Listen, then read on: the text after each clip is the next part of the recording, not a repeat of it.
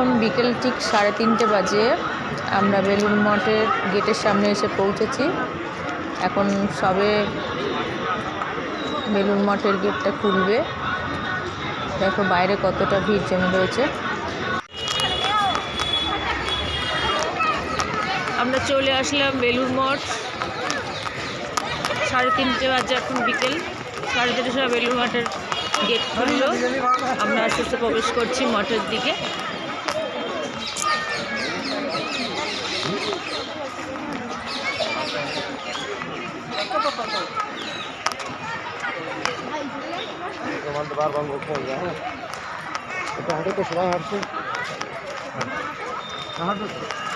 দেখতে পাচ্ছ প্রচুর দর্শনার্থী এসছে বেলুড় মঠ পরিদর্শন করতে। ঠিক আছে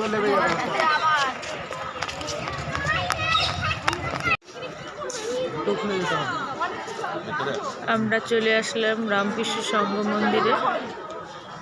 মন্দিরটা খুব সুন্দরভাবে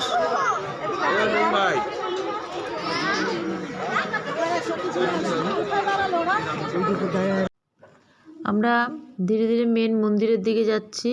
চারিপাশটা তোমাদেরকে একটু ঘুরে দেখাচ্ছি। সামনে প্যান্ডেল করা হয়েছে, অনুষ্ঠান আছে বলে। পরিবেশটা কত সুন্দর লাগছে। বেলুড় মঠের একেবারে মেন মন্দিরের সামনে আমরা এসে পৌঁছেছি। মন্দিরের বাইরের দিকটা তোমাদেরকে আমি দেখাচ্ছি সুন্দর করে। ভেতরে ক্যামেরা অ্যালাউ নেই, তাই ক্যামেরা নিয়ে যাওয়া যাবে না। এখানেই মোবাইল বন্ধ করে আমাকে ভেতরে প্রবেশ করতে হবে।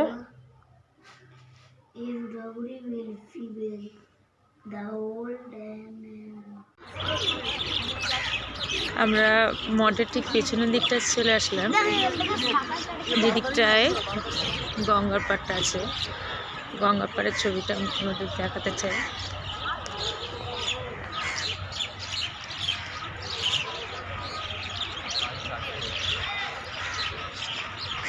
কত সুন্দর বেগুন গাছের চারা লাগানো হয়েছে গঙ্গার পাড়ে।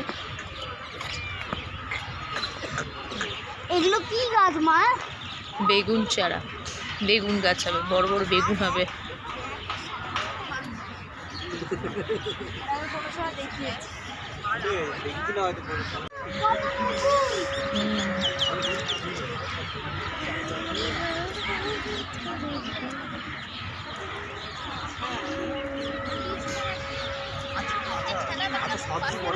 সবকিছু আপনি যদি বলেন সবকিছু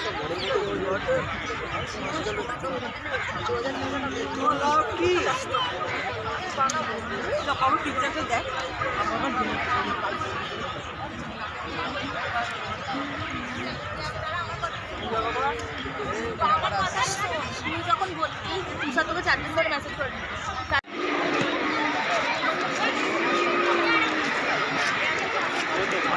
এরা কোথায় যাচ্ছে?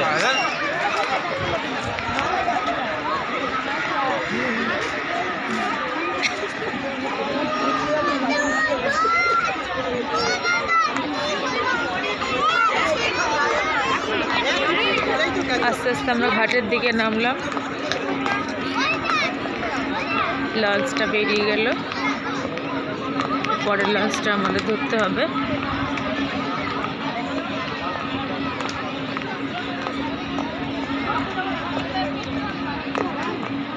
বেলুড় মঠে এসে জলের মধ্যে একটু হাতটা না ডুবিয়ে আর পারা গেল না, তাই নিজের হাতটা নিচে দিয়ে মাথায় একটু গঙ্গার জলের ছিটা দিয়ে দিলাম।